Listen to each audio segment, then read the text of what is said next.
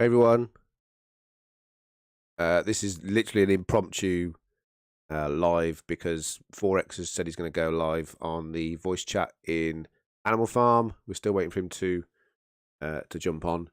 I know Driptopia normally streams these. He may be out doing something, so I thought I'd just jump on quick and stream it just in case no one else does. I'm sure there's people out there doing it, but anyway, I'll stream it. If you want to follow, great. If you want to catch it later, that's fine. But say this is I've got nothing prepared. This is literally last minute thing. I haven't even logged into the Drip network or nothing. I've literally just jumped onto Telegram. So let's see and wait to see whether we get anything from Forex. I haven't even switched any music on or nothing. As I said, this is literally an impromptu one. So give me a tick. Let me see what I can sort out while we're waiting. We can at least I'm going to sit and listen to me waffling for 5 minutes while we're waiting for Forex. Oh, hang on, it may be actually in.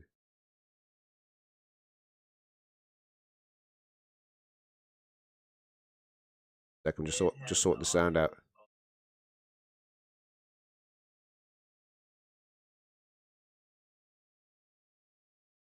Just let me know if you can't hear the Forex talking.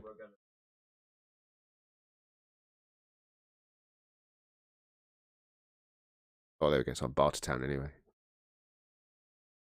Didn't need me, look.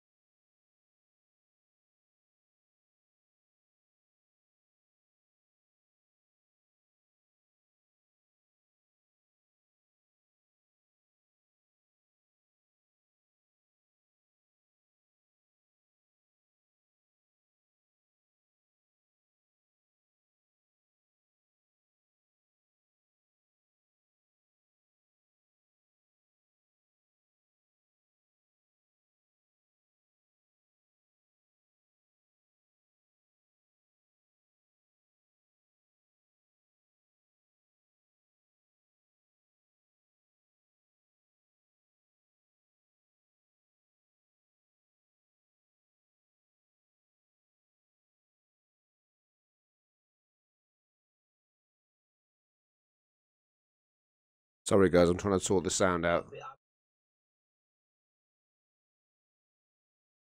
A complete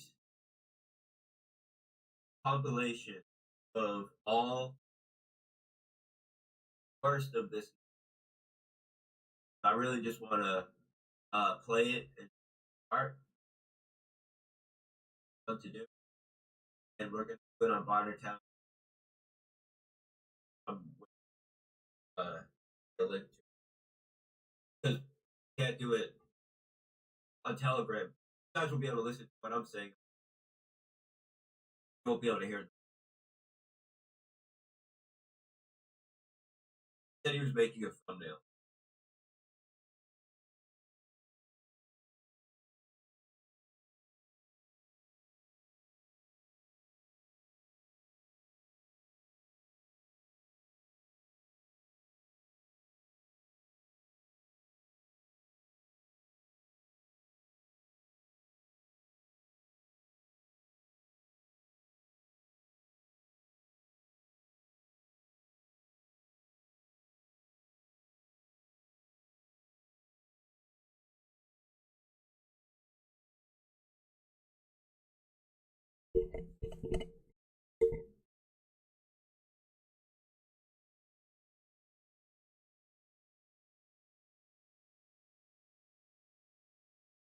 All right, guys, I'm just waiting for Ray to give me the link. Started.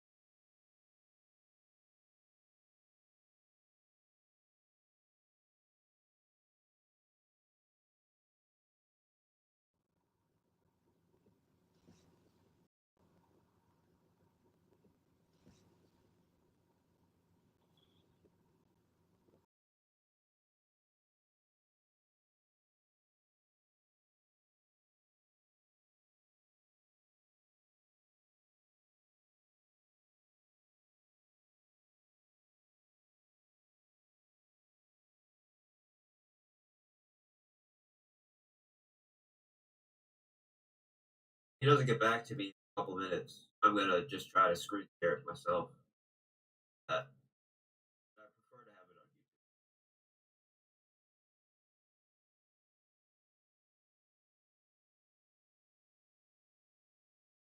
YouTube. Actually, let me call him, and I'll be right back. I'm gonna keep this open.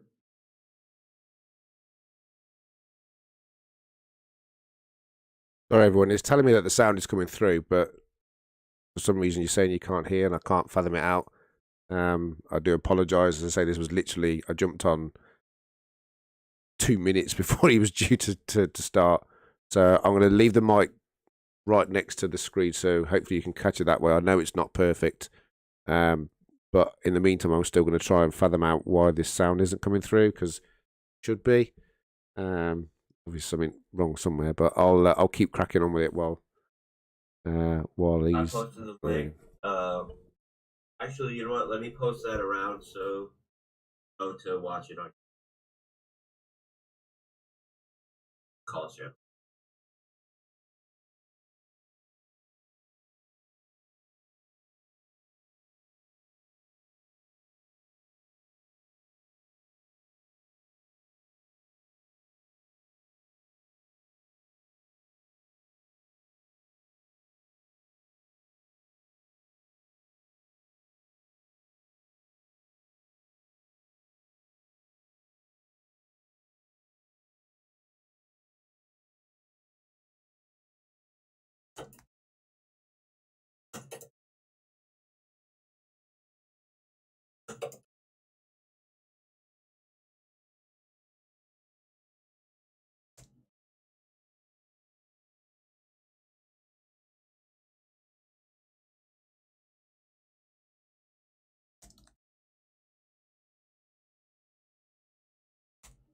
Okay, let's get this started. So, Ray, unmute yourself.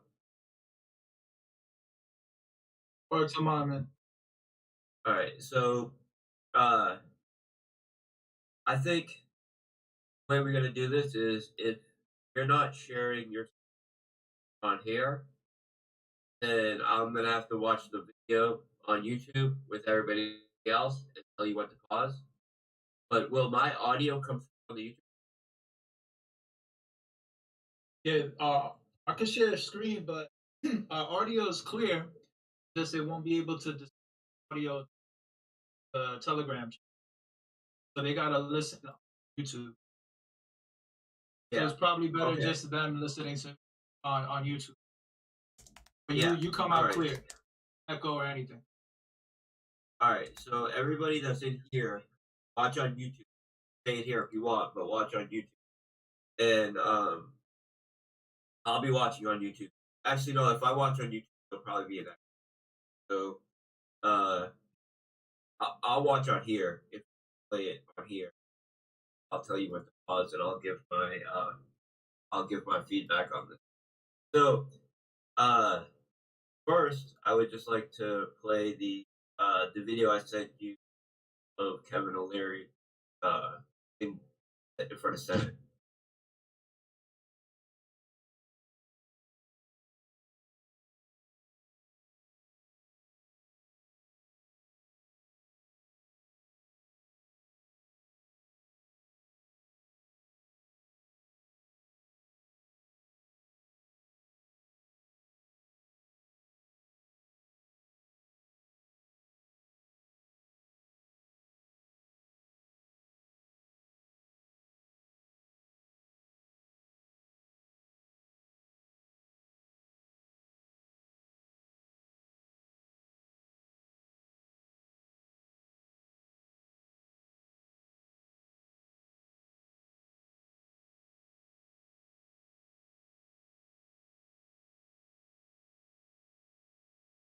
I am really sorry, guys. I'm trying to sort out this sound. I know it's not ideal. It was working before. I don't know what's going wrong. Sod's law in it. But as I said, this was literally impromptu because Forex jumped on and I couldn't see anyone else was streaming. If it's no good, let me know and I'll jump off stream. But I'll keep trying to fix it in the meantime. Yeah, sorry, it's quiet now, Curmudgeon, because there's nothing happening. He's jumped off. Oh, Hang on, we'll be going back on again. Forex, you muted at all? Stop somewhere? Let's make sure everybody can hear. Yeah, I'm muted. I'm muted just because I'm watching this on YouTube as well, so I can hear the audio comment on it. I think that my video on YouTube is a little bit behind. Yeah, my video was a little bit behind. So, okay, so let me just speak on this. So you see that the narrative is FTX failed because Binance sold their shares of FTX, which is effectively the FTT token, which as a derivative form of ownership of the FTX platform, kind of like a share. And when Binance sold share of FTX, it was straw that broke and effectively destroyed FTX. When anybody that has been paying attention knows that FTX failed because it was putting user funds at risk, utilizing high leverage on their firm Alameda, while at the same time spending billions and billions of dollars on luxury mansions, on buying off politicians and potentially laundering money for politicians and global actors, giving self loans to SBF and his family over $1 billion, and an absolute lack of accounting when it came to user funds and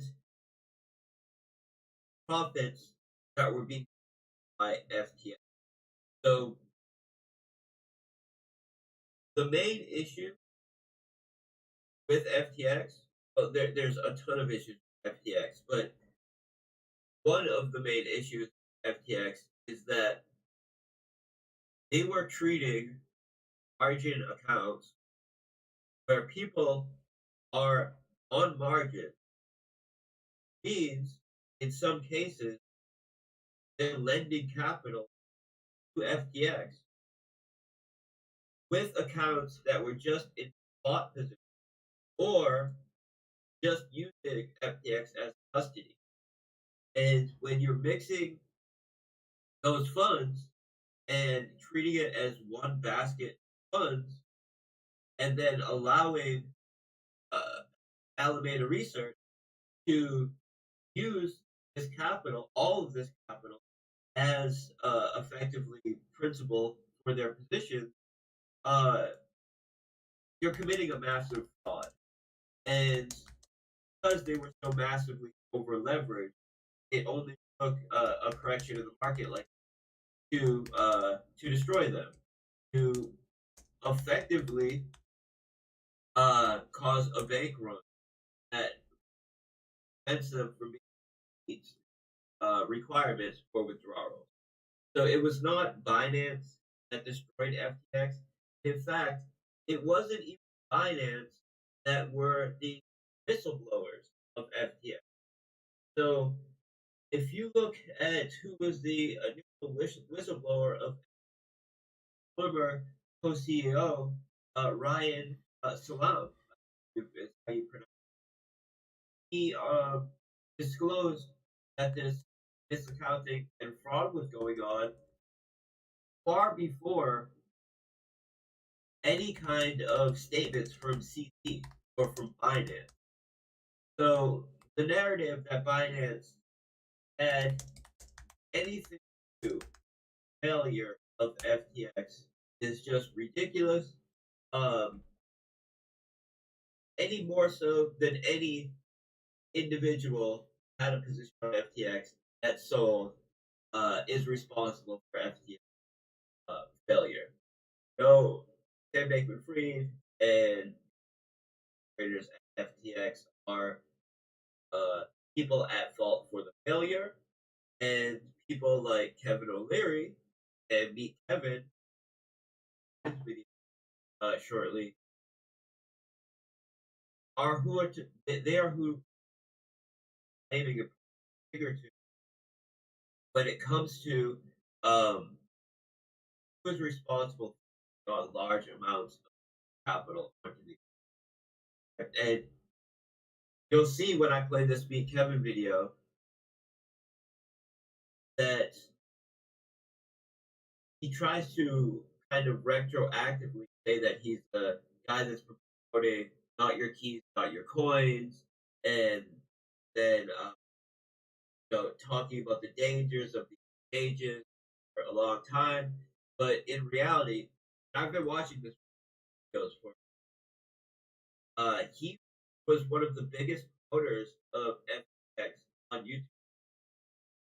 He was one of the biggest, if not the biggest, promoter on YouTube for BlockFi.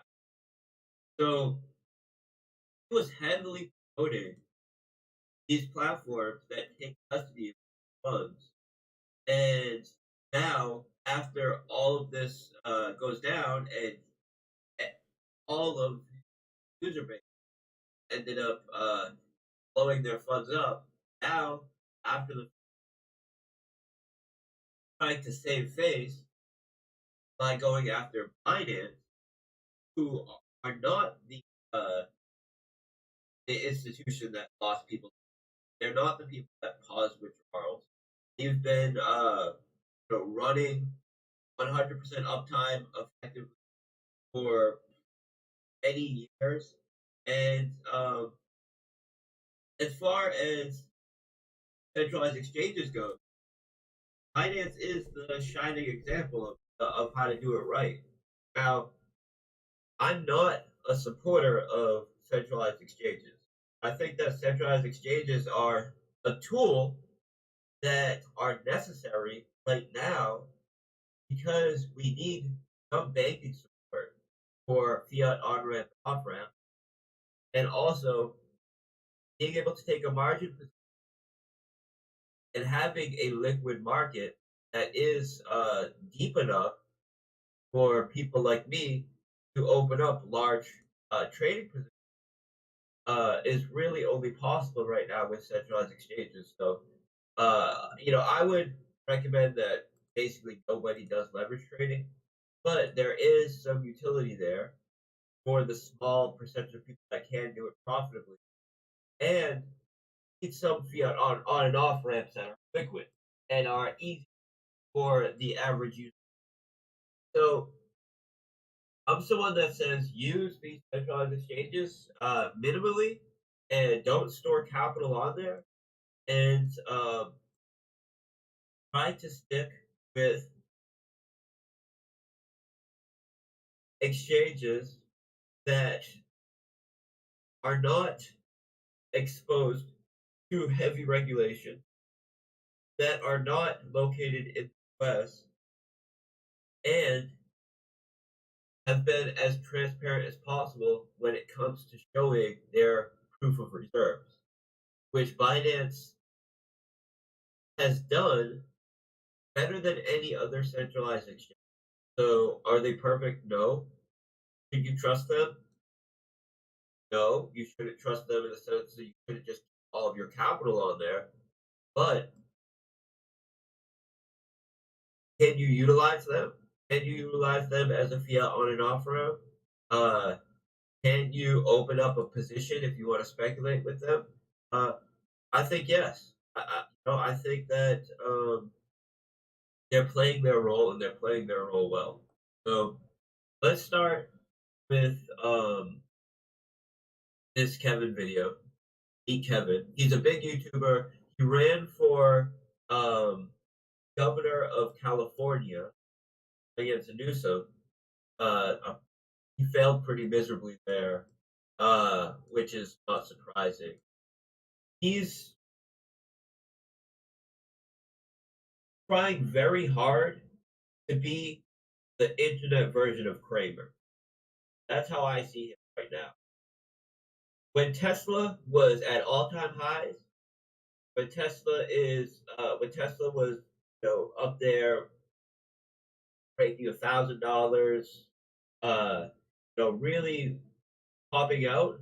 That's when this guy was killing Tesla, his viewer base, and trying to get everybody that was within earshot of his video pile into Tesla. And now that Tesla is down around institutional levels, around $150, when you would actually want to start scaling back into Tesla, now he's funding Tesla. Now he's saying that he wouldn't go near Tesla. He's saying that Elon has to step down from Tesla or they're going to go bankrupt. You can just look at 2019 when Tesla was around $180. That's when I made my first entry. And the whole news narrative was Elon needs to step down or Tesla. And then it was about Tesla not meeting deadlines because Elon had a habit, kind of like how our dev team had a little bit of a habit of setting very very aggressive deadlines and then pushing very hard to meet them, but then having delays. And because of this narrative, and really because we're trying to reach out of Tesla so institutions could enter at a level, which was historically level, they were trying very hard to get retail to dump their position so these major banks line up. That's what guys like Kramer, guys like Kevin, that's their job, is to take retail out of good positions and allow the institution to buy them out. Basically buy tops and sell bottoms. And this guy has been, I would say, one of the worst players on YouTube. And if you can pull up the video that I'm gonna mute the channel and just go to see what you have up right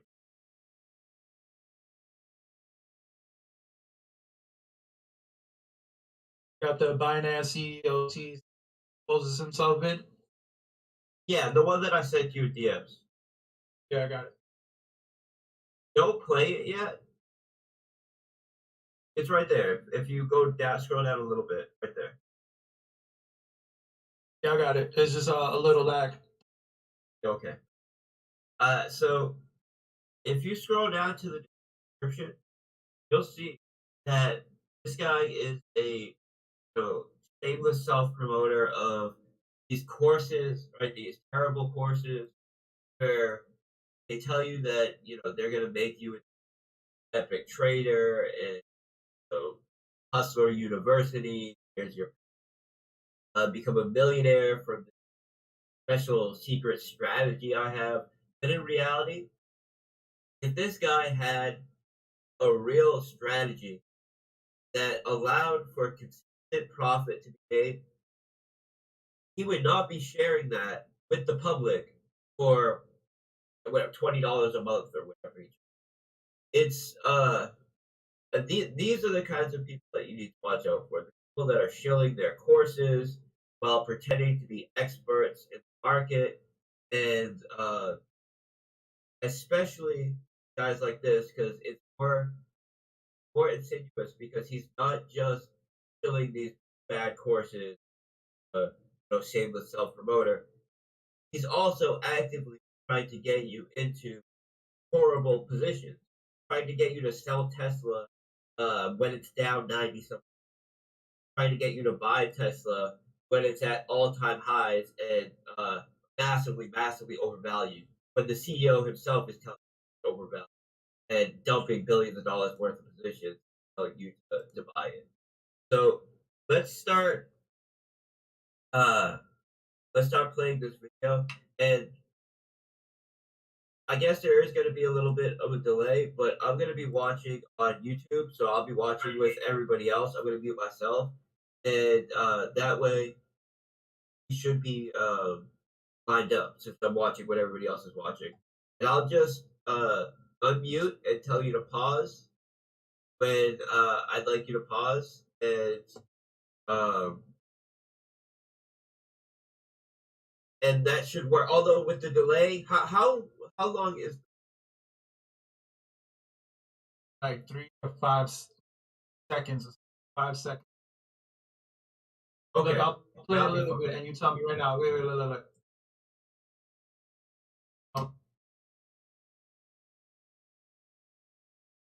Ready? I'm gonna play it.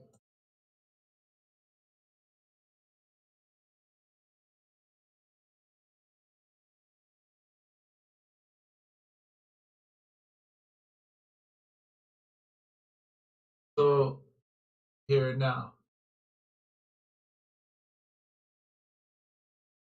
Okay, cool. Yeah, there's like a 3 second. All right, I'm gonna run it back to the beginning.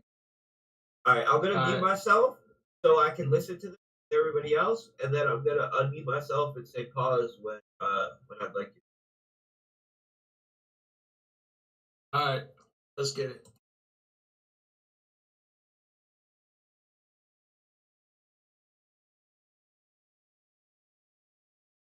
Just gone quiet again. Sorry, guys.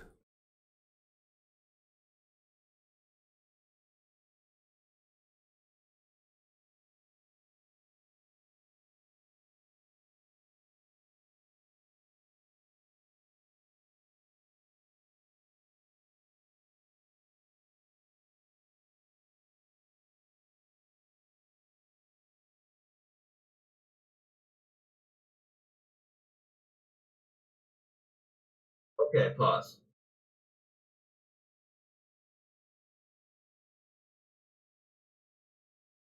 All right, am I good? Yeah, good to go. All right. So this 2 up to $1 billion, right? Say, are you good to go if we had to withdraw? If there was a finance, are you good to go? This $2 billion value, right? This is not talking about you, right? So what Binance is saying, and what you'll hear in this video, is that they have one-to-one backing in terms of user. That means if users were to withdraw $1 billion, no issue there, right? This is what Binance is saying. That's not the same as what this woman is asking.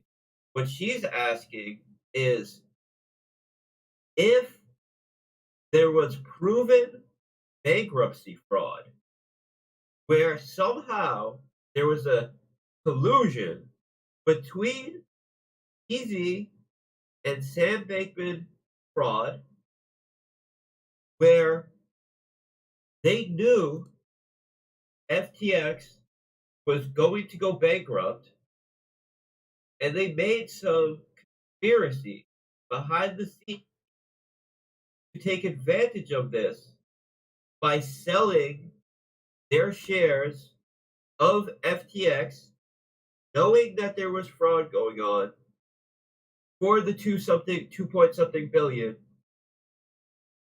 And if this could be proven in court that they do this and that there was a proven bankruptcy fraud collusion between FTX and Binance, and they were held liable in court for this bankruptcy fraud and was forced to pay back the 2 point something billion to the people that were affected by FTX effectively. Really, the lawyers and everybody else that's going to end up taking the majority of them. Could you do it? And it's a completely dishonest question because, for one, There's no evidence at all that that happened. Secondly, that 2 point something billion dollars is just kind of pulling that out because that's not what the FTT is worth now. That's not what the FTT was worth when FTX went bankrupt. It's assuming that, first of all, bankruptcy, fraud, and conspiracy was proven, and they settled or came to a conviction on the case, and deemed that there would be a 2 point something billion clawback and not the value of FTT at the point of bankruptcy or the point of FTT in the price of FTT between all of the time and all of the events that happened between the time that Binance sold their shares of FTX and the time that FTX went under. It's completely dishonest, and it's conflating two different scenarios. One of them is if your users had withdrew, if there was 2 point something billion worth of withdrawals from the platform, could you handle that? And what he's saying is yes, they could.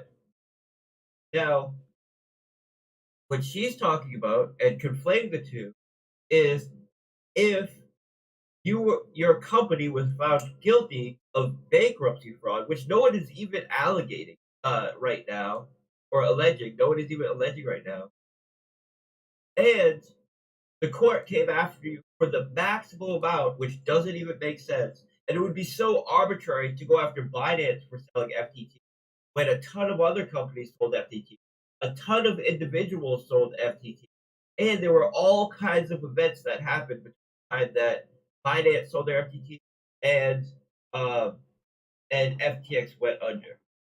It would be so arbitrary and make no sense for them to go after Binance for this and not go after everybody else, and it makes no sense for them to go after everybody else. So it's it's a ridiculous hypothetical sheet where you get up right now, and you'll see the way that CZ approaches it or responds to it is our lawyers. If that happens, right, our lawyers will handle it. Meaning that if it actually came to the point where this case did come up and they were somehow being convicted of some massive bankruptcy fraud conspiracy with SBF and FTX, then it would be up to Binance's lawyers to go and litigate it. Right? It's like not even close. No one's even suggesting that this would be a reality where Binance would have to pay this money. Like it's not even close. But this is the kind of narrative that they're trying to pull to confuse the average user who doesn't understand that FTX failed because they didn't have depositors capital. And they're trying to make this sound like Binance doesn't have depositors capital because he doesn't want to say outright that they would be able to pay this 2 point something billion dollars because that 2 point something billion dollars is not even relevant to deposits and is completely hypothetical, and it's like the chances of that happening are non-existent at this point. And even if they did try to go after Binance, we can get into it a little bit more as this go on. But yeah, I'm gonna view it. Let's play a little bit more. I had to pause right away, but there's some more that there's a lot more we need. All right, let's get it.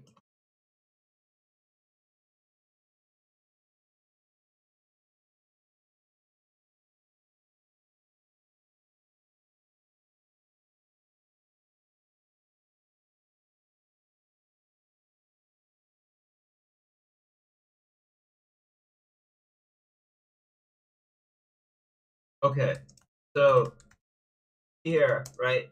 Just played the part where he said, we're financially strong, right?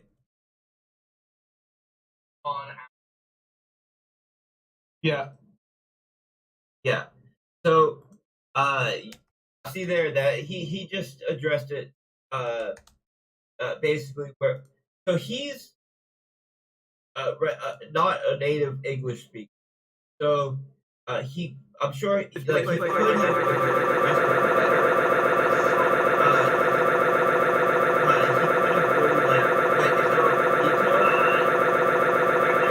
Okay, I'm just So you want to play back? Let's run it back one more time. So you want to play it back from the beginning and re-listen to CZ's comments with the lady?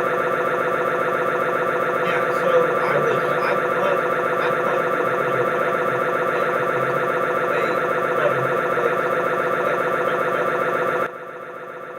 So I'm gonna run it back. Let's do it one more time. I'm gonna run it from the top, from the beginning of the video, and then we're gonna get his dialogue with the lady. That's what you want, or you want to go straight into Evan's comment? I would say just play it.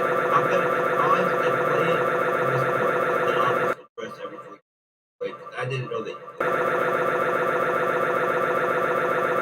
From the beginning. You just play it to this point. Yeah, just play it to this point, and then pause.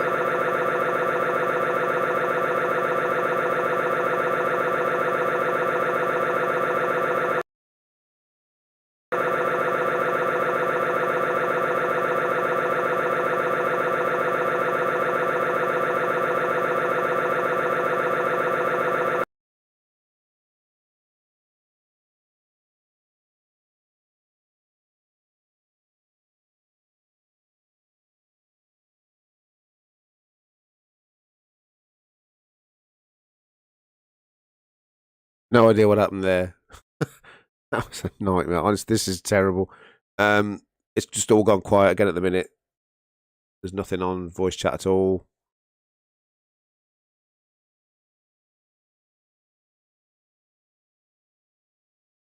Looks like they've actually disconnected.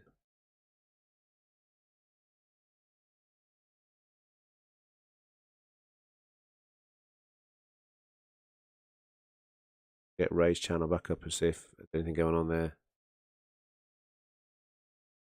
Again, I'm really sorry about the sound. I'm so embarrassed. Everything was working fine earlier. Tested it. And then this was... Forex, we good? Here we go, we're back.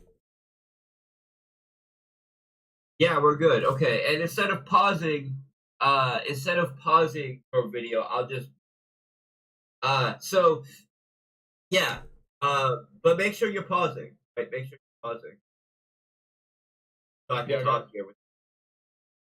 Okay, so what he said is that basically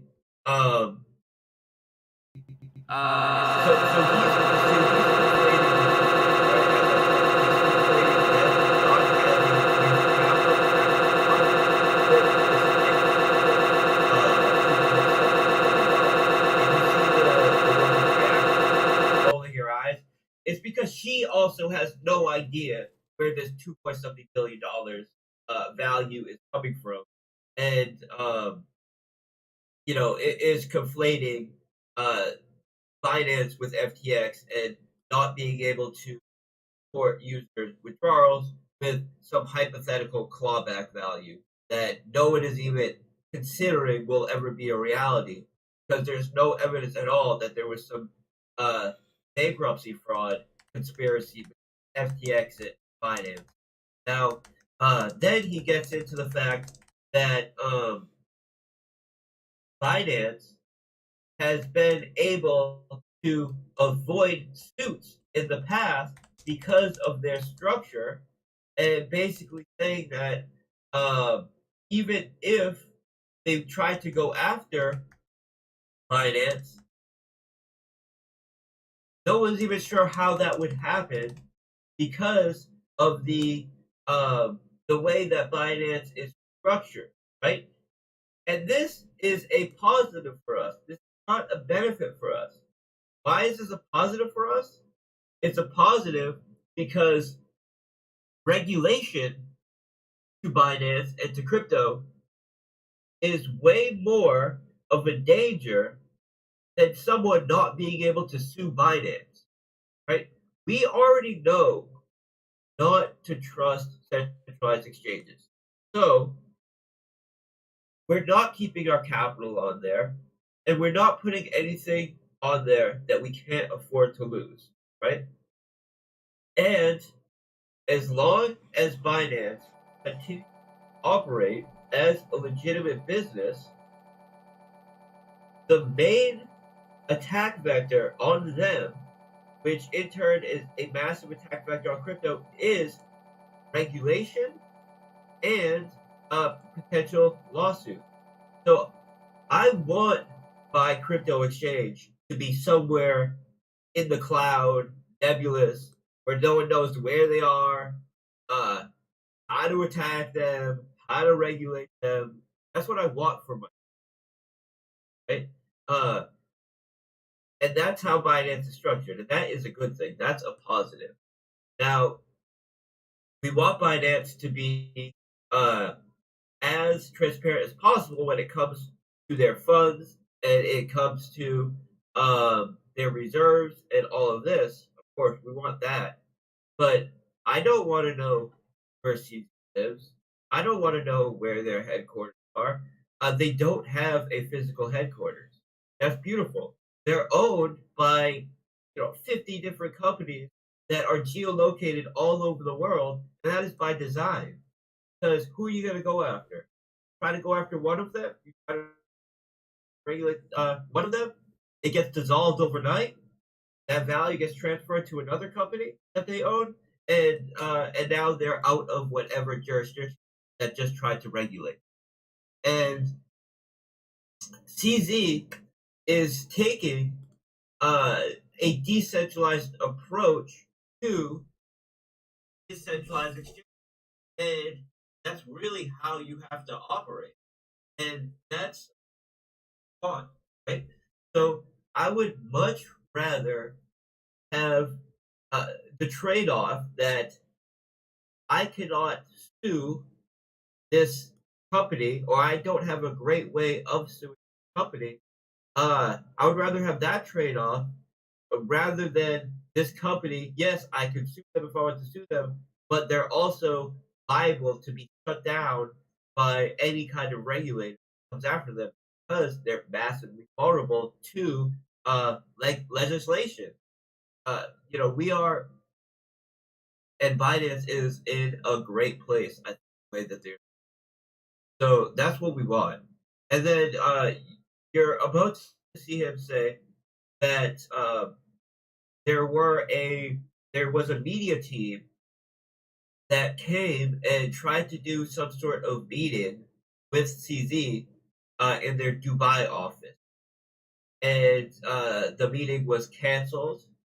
It was supposed to be a meeting to go over the regulatory climate and all of these things, and CZ canceled the meeting, and he used the pandemic. I don't want to say like the name because it will get some sort of flag or something, but the pandemic was cited as the reason for it because uh, at the time there were a lot of shutdowns and there were a lot of cancellations of these kinds of large media events. So that's the reason why it got shut down. But even if that wasn't the reason why it got shut down, I can understand why PC would want to not do some sort of media press event with this mainstream media who are trying to smear him and are trying to do hit pieces. So whether it was him canceling because of the pandemic, yeah, I just read someone's post asking what pandemic. You guys know what I'm talking about. Or whether it was because he didn't want to do he didn't want to be part of the hit piece. At the end of the day, he made the right move. So let's let's keep going with this. I'm gonna mute myself and I'm gonna.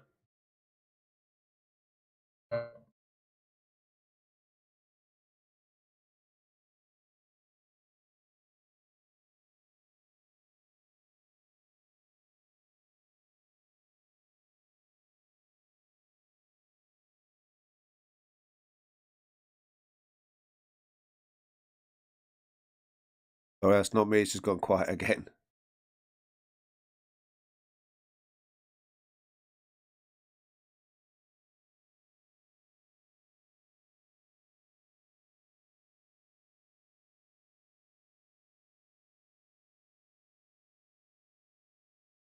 Not sure if anyone else is watching Ray's video, but no sound off. Getting anyway.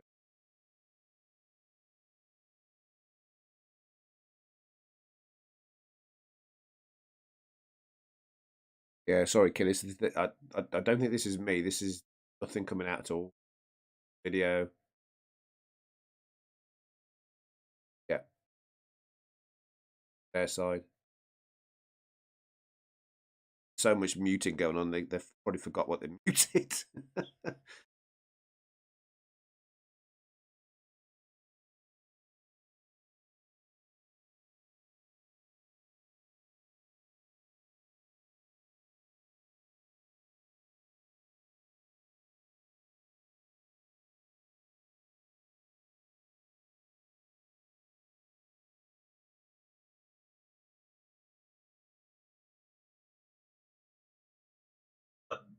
Okay, you can pause. As yet, we got 2.1. I'll pause, bro.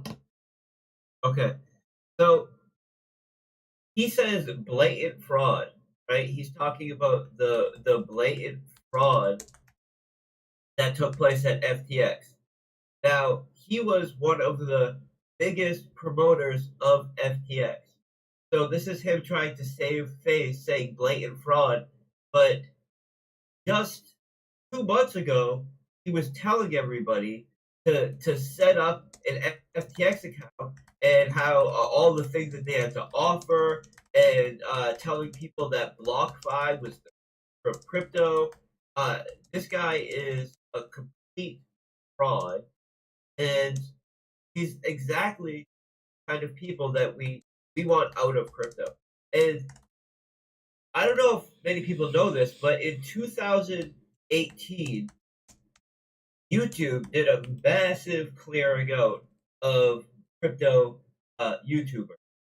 And what got left over are a lot of people like Beat Kevin who are pushing this narrative that's kind of like the improved narrative of the institution. A couple other guys who are very shady, right? And then people who flew under the radar because they weren't very big at the time.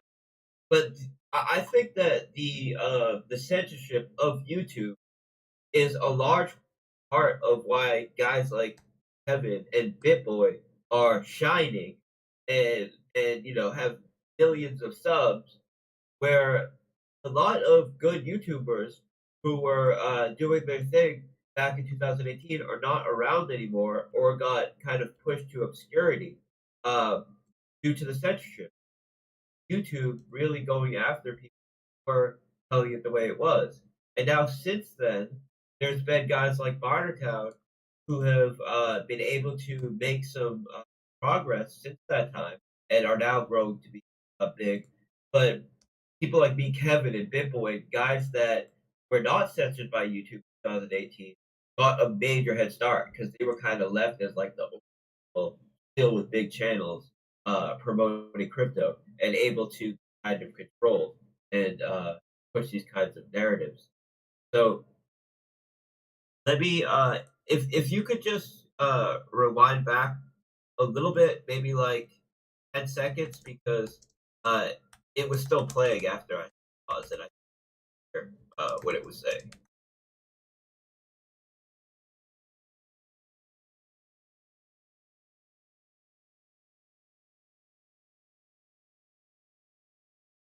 Yeah, you probably won't hear the video. It's really, really quiet.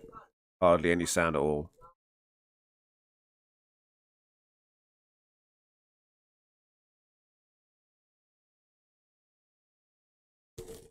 Now there's no sound at all. Nice to watch him pointing and moving his hand.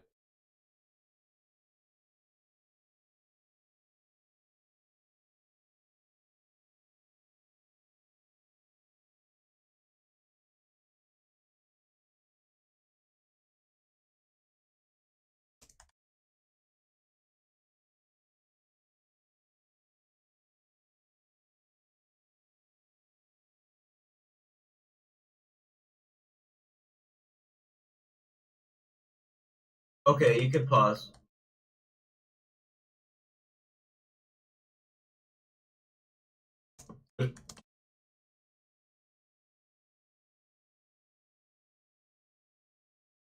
Okay, so this narrative of not knowing what he is, right? So what C said was that they sold this position in FTX, and then that money, that 2 point something billion dollars that they sold that FTT, for, uh, went into their reserves, and he forgot about it, right? Not meaning that he lost the capital, meaning that he put it in reserves and did not touch it. Right? It's a figure of speech. If you say that you sold something or you got an asset and forgot about it, it just means that you got that asset and aren't touching it. You're letting it sit there. And that's what he's referring to. But Meet Kevin tries to spin this in the most dishonest way possible by saying that they have bad accounting and they don't know where that money went, which is absolute nonsense. It reserves. It's he said that it's their reserves, and it's it's just extremely dishonest, right? This is you can see exactly what he's trying to do. See the pivot here, and it's disgusting. These people are shameful. So I'm going to pause or I'm going to mute, and I'm going to watch it.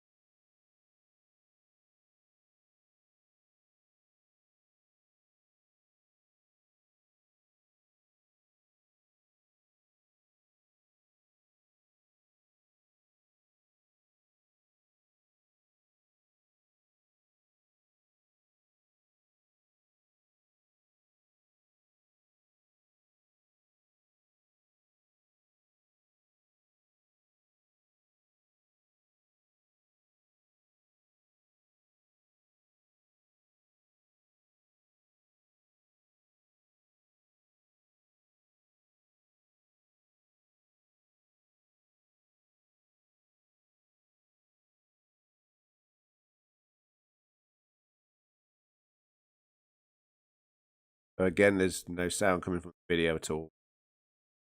I'm convinced this is Telegram. Okay, We'll I'd get like off you again. to pause. I'm going to keep watching until it actually pauses here, so I don't get behind again.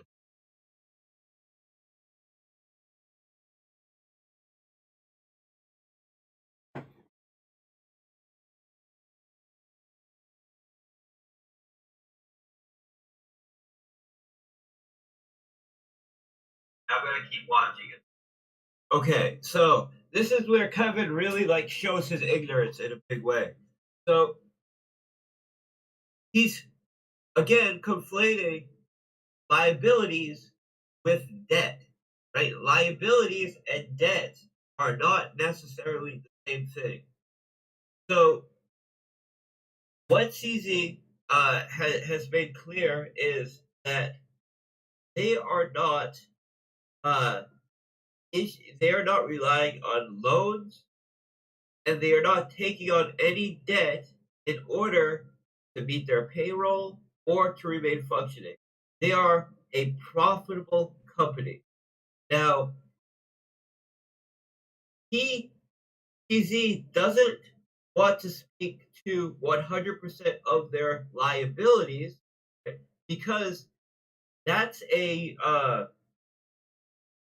term liabilities is a little bit of a gray term. So when you have someone that is deposited on your platform, they are now a liability. Your liabilities are your payroll. Your liabilities could be potential exposure to debt, right? So debt is one form of liabilities, but when it shows here their net worth and their debt and NA, what that is showing is that his net worth. So what that's showing is the reserves of Binance is the value that it showed there. I don't have it in front of me. The way this is set up, where it's like 60 something billion, right? That's their reserves, and then what they have as far as debt is NA, because they do not owe any outside companies. For example, FTX had an outstanding debt with Alameda Research, and Genesis had outstanding debt to Alameda Research, and uh, a lot of these companies, right, and a lot of companies in general operate off of debt. So they take on debt to pay their payroll and all these things, and that's not sustainable because eventually you meet the debt limit and you cannot continue to function as a company. What CZ is saying is that they don't rely on debt to remain a functional company, and they don't have any outlying debt to any other companies. That does not mean they don't have liabilities, right? And of course they have liabilities. You want an exchange to have liabilities. It's if he said that he does not have liabilities, uh, that just means that he doesn't owe anybody anything to the depositor. So there are multiple forms of liabilities. A debt is only one form of liability. When they show that value with NA under debt, uh, that's displaying that they don't have any corporate debt to any other institutions. It's not saying that they don't have any liabilities. And Kevin, who is the one that wants to try to do some sort of financial education, doesn't even understand the difference between debt and liability, right? So this is not the best setup here, right? So it's next we did this last minute, so it's a bit like I'm missing a little bit at the end when I watch this, and it's a little bit janky the way this is set up, so it's a little bit difficult. Next time we will set it up in a way, but really I just watched this video last night, and then he did another one about Binance again today, and I just decided last minute I wanted to come talk about it. But yeah, this guy does not understand the difference between debt and liability. What CZ is counting as his as the worth of Binance effectively is their reserves. That's the value that he gave there, and and then under debt is displaying that they have no corporate debt, so they're not relying on debt to meet reserves, and they're not relying on debt to meet payroll or any of their other liabilities.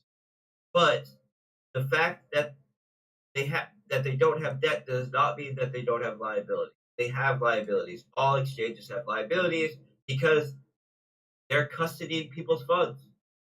that in itself is a liability. They have to pay back those funds at some point. That is a liability on the books. So, this guy is shouldn't be teaching anybody any kind of financial education. So, let me just I'll mute myself, and then yeah, if you want to go back like 10 seconds or something. But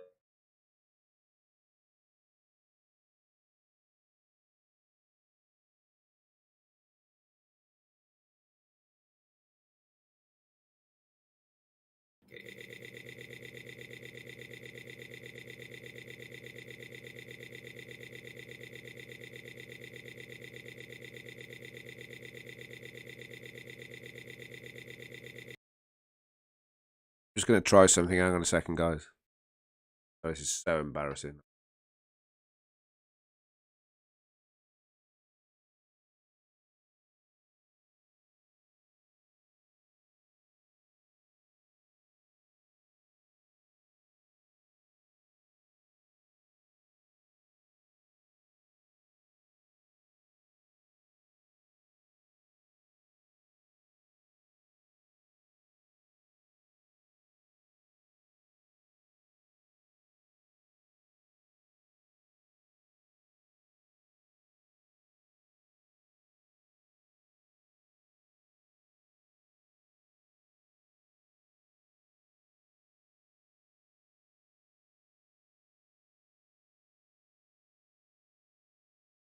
Another Ugh. shame. Regulate.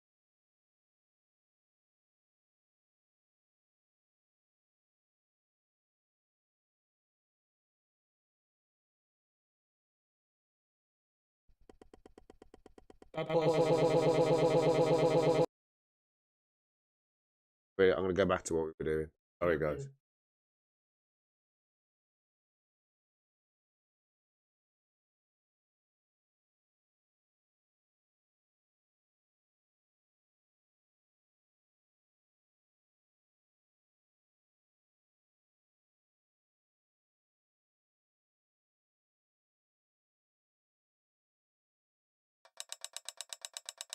any major audit. What's important is a proof of reserve audit. And that's what they got recently, is a proof of reserve audit. Now, does that tell us everything? No. But I understand why they don't want to get a major public audit. Right? And it's for the same reason why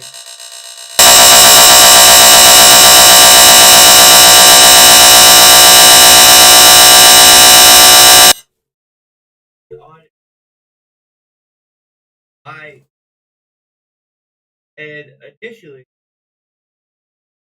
told us that we had an issue, and they suggested that we did something about this issue. And in reality, they didn't understand the system.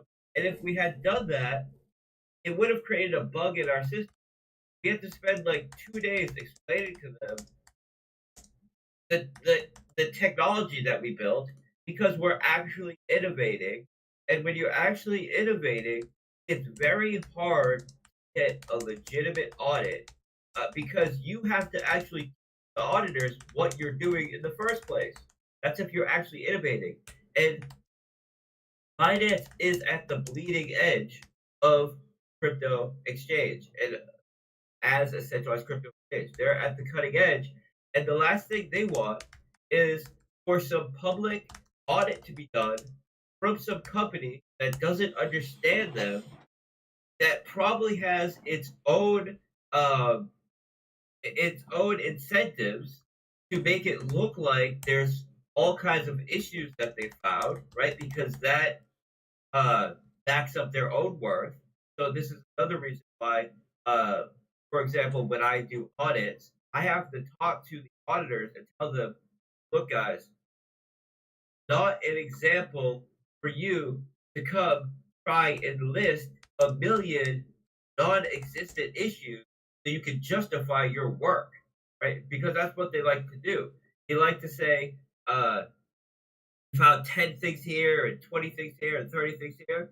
And then you look at it and it's like, yes, this would be an issue if we set the system up in a completely different way, which is not at all relevant to the current issue that you're bringing up here, and it's impossible for that issue to affect us. Uh, and they'll say, "Oh, yes, that's true. That's why we made it low risk." Like, but it's no risk at all. You're just trying to justify your, justify the service that you're providing by making up a ton of non-issues so you could say that you addressed them and they were rectified, or however they want to put it. And um, also, because they don't want to give up their full uh, structure to one of these auditors who, when they're talking about big four auditors, they're talking about U.S. companies that work with U.S. regulators, and uh, basically they would be inviting the vampire into their house, right? And just giving a foothold to potential regulation, right? If they were to basically expose the whole setup of their infrastructure, how all of their companies are set up, all of their geolocation, uh, and just a full audit is not what you want to do. What is important is that they do a proof of reserve audit, which they have done, and that you don't trust them in the first place, right? So this is one of those things where all a full audit would do is give a foothold to regulators, would put them more at exposure, that kind of attack vector, and it would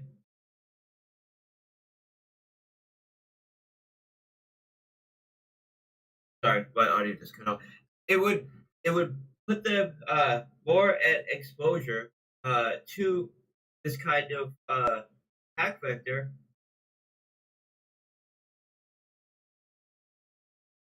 Man, I lost my train of thought. We're talking about the auditor, like having those type of audits, like having them fully audit internally, their Oh, okay. business structure and all that. Yeah. So not only would it open up the door to make regulating them easier, it also gives a false sense of security because uh, we see that FTX just had a major audit literally months before their collapse. And these kinds of things give a false sense of security. And I've said it from basically day one that these audits are basically worthless. DeFi, centralized, these audits are worthless, right? But you either need to be able to see the code yourself and be able to understand the code, or have someone that you can actually trust that does not have their own incentives, that has your best interest at hand, that understands the code. Otherwise, it's just a false sense of security, and we don't need it. We don't care. What we need is proof of reserves, which they provided, and to understand that at any point, any centralized exchange not trust, not promote them, and that's why it's so disgusting. But that guys like Beat Kevin were just promoting FTX 2 months ago and just promoting BlockFi like crazy 2 months ago, are now trying to criticize Binance and saying that Binance is running away from an audit when they were just promoting FTX, which had an audit that was absolutely worthless. And watch, you'll see. Not only this, a little bit later in the video, Kevin thinks that one of the major auditing companies is a blockchain. But he just has no idea what he's talking about. So one of the reasons why FTX and Binance split their relationship, and FTX sold their position in Binance. Binance sold their position in FTX is because FTX was trying to push for Binance to meet certain regulatory thresholds. And Binance did not want to comply because they realized it put them at greater risk and added literally no security. And at the end of the day, we see right. FTX went the whole complying road, and it did no good to them. It did no good to their investors. At the end of the day, it's the investors who end up hurt. And Binance was smart and separated themselves from that situation. They're not following the people trying to push them to give some sort of false sense of security, which at the end of the day only makes the platform more vulnerable. They're doing the right thing, and they are staying as decentralized as possible, and not, giving over all of their information that is not relevant to reserves. So let's keep going with it.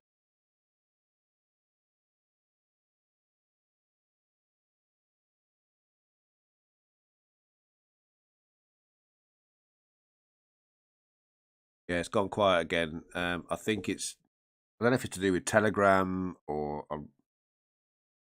really frustrating because every time I play the video, sound on the video, I get the problems with the sound. So I really, really am sorry. As I say, this is a last minute thing. It was working fine earlier, and the second I went live, for some reason, it's belly up. So I'm really, really sorry. I'm doing the best I can to hear Forex, get you guys to hear Forex. I just can't get any sound from the video. So I'm really, really sorry about that.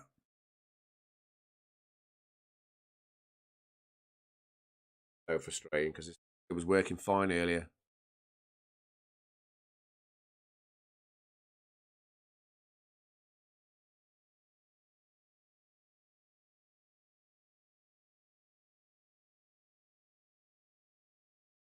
Advert for my live streams, is it? Blimey. Okay.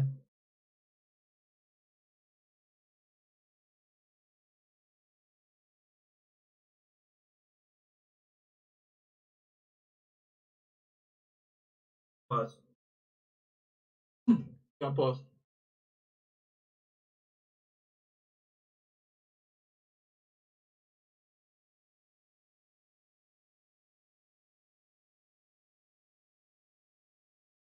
All right, so they bring up Deloitte and Coinbase. Now, what they don't tell you is that Coinbase is essentially a part of the U.S. government. So Coinbase is ran by a bunch of NSA agents, right? A bunch of so there's this public-private swap that happened, especially in banking, where people who work for major banking institutions will leave the private sector to go work at the public sector and pass favorable laws for these institutions, and then go back to get cushion jobs in the private sector when they're finished with them. And what Coinbase is doing is kind of the opposite, where they want favorable regulation from the US and they want exemptions from the kind of attacks that the US is going to do on people like Binance. So what they do is they open their door to hire a bunch of NSA agents and a bunch of spooks, right? So Coinbase is the same company that's going to freeze all of your funds the minute you do something that is not exactly what the U.S. government wants you to do. And we've already seen this happen. So there was an exchange, relatively small exchange. This is like going back a few years ago. That at one point had processed some transactions by somebody that was a vendor on Silk Road. So this exchange had nothing to do with Silk Road. Right? They had no communications with anybody at Silk Road. It wasn't the people who ran Silk Road. Nothing like that. But at one point, someone had earned Bitcoin on Silk Road and exchanged it for USDC on this exchange. What happens? Coinbase and USDC freezes all of the capital and all of the USDC associated with this exchange, and they cooperate with the US government, prosecute this exchange owner because that exchange owner unknowingly allowed someone who is a vendor on Silk Road to trade on their exchange at once. This is the kind of action that Coinbase is willing to take, and it's only going to get worse the more power Coinbase gets. So, as far as I'm concerned, Coinbase is they're just an extension of the U.S. banking establishment, and I would not trust any kind of audit that was done on them. I would not trust that there would be any kind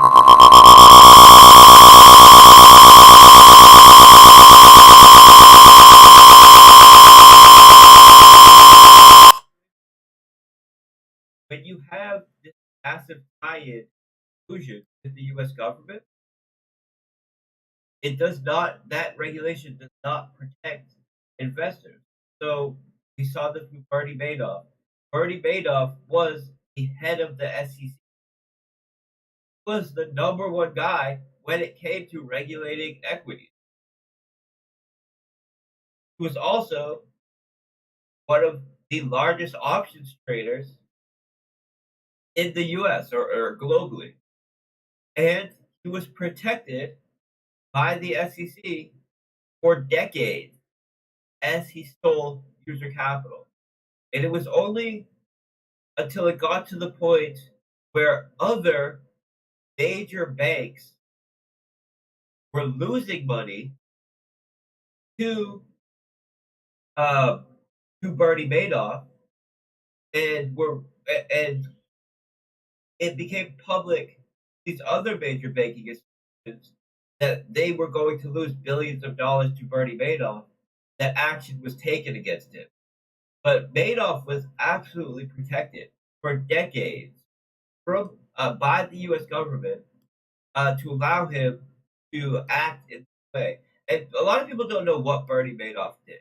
So what Bernie Madoff did was he ran an options and equity fund, and for some clients, he offered an options account where they effectively guaranteed a 2% monthly return. And month after month, they always gave this 2% return. And eventually, some of the major funds that were invested in him got suspicious. How is this guy able to offer 2% monthly returns month after month after month based on his trading performance? So a competing firm who was the number 2 equity trading firm in the space went and talked to one of the clearinghouses and said, hey, we have a good relationship with you. Did anybody place these option trades this month? Because they looked at the options trades that Bernie Madoff had said that they took and didn't see any of that volume on the market. So this other firm went and talked to all the clearinghouses and said, "Hey, where did anybody open this options trade this month? Did anybody like can you give us any information about that?" And every single one of the clearing firms said, "No, no one opened up this options trade." And they realized what Bernie Madoff was doing is opening up legitimate options trades, and then depending on how much above or below his 2% goal he was at the end of the month, he would fake one last options trade, which would either appear to be a loss or a profit to get them up to the 2% monthly profit. So if they had only made 1% profit that month, at the end of the month, he would add a trade to his books that he didn't actually, that wasn't actually cleared with any clearinghouse, that would have made 1%. Then he could add that to the books and say, look, we made our 2% goal this month. And if he had, for example, made 5% that month, he would add a trade to his books at the end of the month that would make it look like they lost 3% that month. So they could say, look, we made our 2% goal that month. And he did that month after month after month for decades. And there's no way that the SEC did not recognize it. It's impossible that they didn't recognize this. But he got protection. He was the former president of the SEC. So when you have this close tie to the government, you cannot rely on the government to regulate them. You're relying on the people who are benefiting to regulate themselves, essentially. So this is why I don't see anything that Coinbase is doing as some sort of a benefit to their users or something that makes me want to invest with them.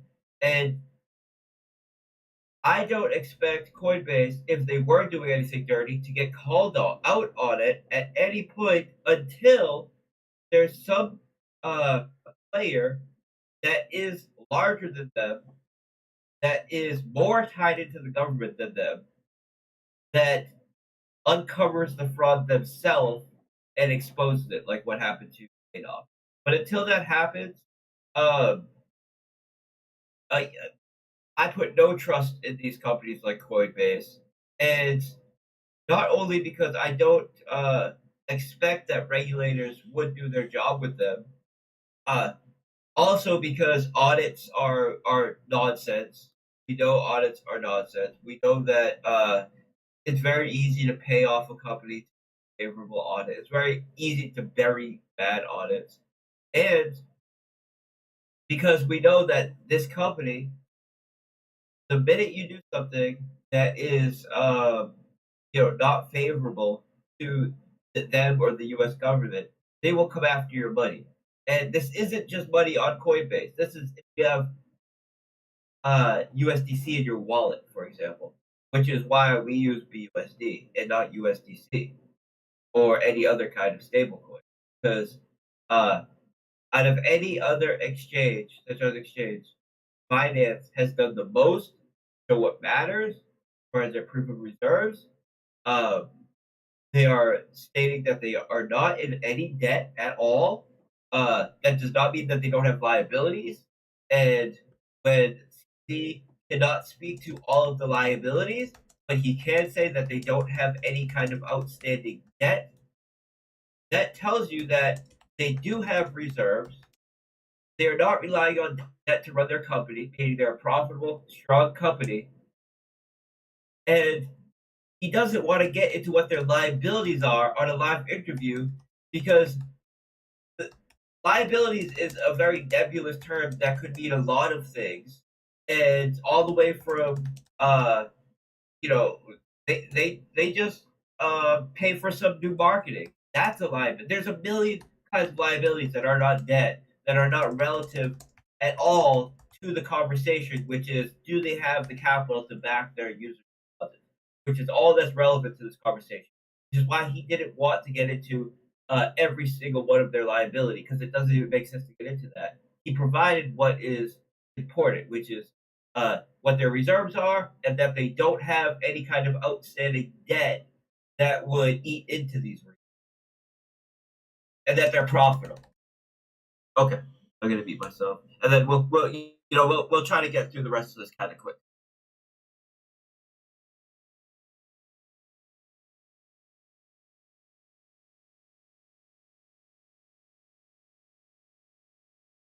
Sorry again, I can't get the sound from the video because if I do, we're going to get that feedback. I'm going to get this fixed. The Ray's stream software, that lovely little bar saying desktop audio. Mine was doing that earlier. Doing my head in. Fine. And all of a sudden it stopped. Just as I pressed live. Make me look a plonker. That's not hard though, is it? Yeah, you try and do something to help everybody out and backfires on you. But I'm doing my best. When Forex comes back, but anyway, listen to He doesn't want to address this because it's a hypothetical $2.something billion that she's trying to conflate with user deposits and not being able to honor user deposits. And what he said is he'll let the lawyers handle it, because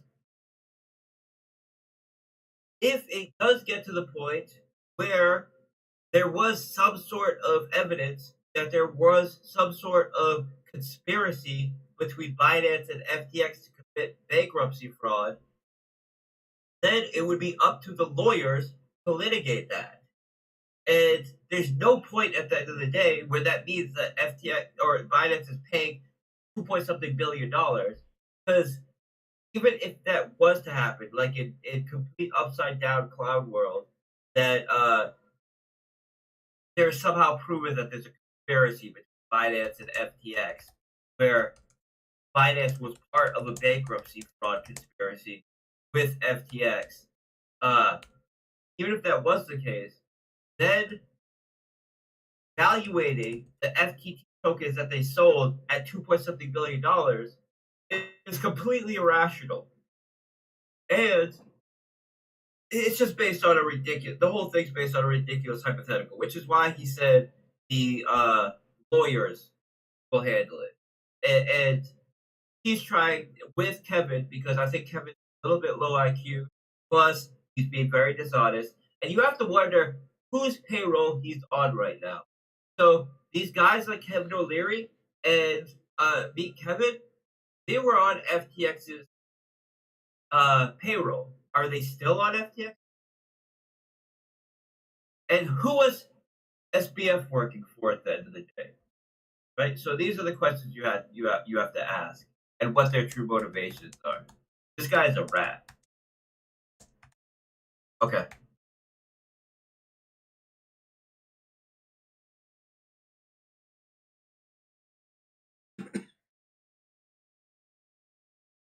I have to bear with it again while we wait for. It's just gone quiet because we can't get the sound from the video. Again, really sorry, guys. Bear with it a little bit. I only really want to listen to Forex, to be honest. I know the video is the context of what he's talking about, so I do appreciate that. All right, so they're trying to make it seem like he forgot about the money as if he misallocated the money. But it's clear that when he says he forgot about the money, he means that he sold that FTT, and the funds that are associated with that have not been touched. They're sitting in reserves. Forgot about it. I mean, this is a saying that this is a typical thing that traders say, right? I bought it and forgot about it. I sold it and forgot about it. What that means is you didn't touch it. Sitting in reserves. It's see, he's really being a snake right here. Trying to make it seem like, oh, you forgot about it, so your accounting is, when they already said, he's already said that it's in reserves. They've shown the proof of reserves. They've told you exactly what their reserves are, and that they don't have any kind of outstanding debt that would eat it. Reserves.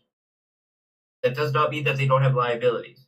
See, he's really playing word games here, conflating liabilities with debt, when debt is a form of liability, but not all liabilities are debt. And now fitting his words that saying I forgot about it as if he did not account for it.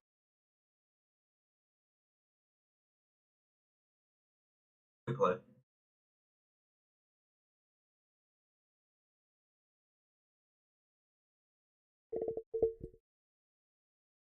Again, just bear with it while we get through the video.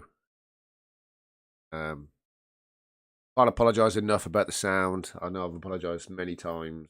You guys are brilliant for bearing with it.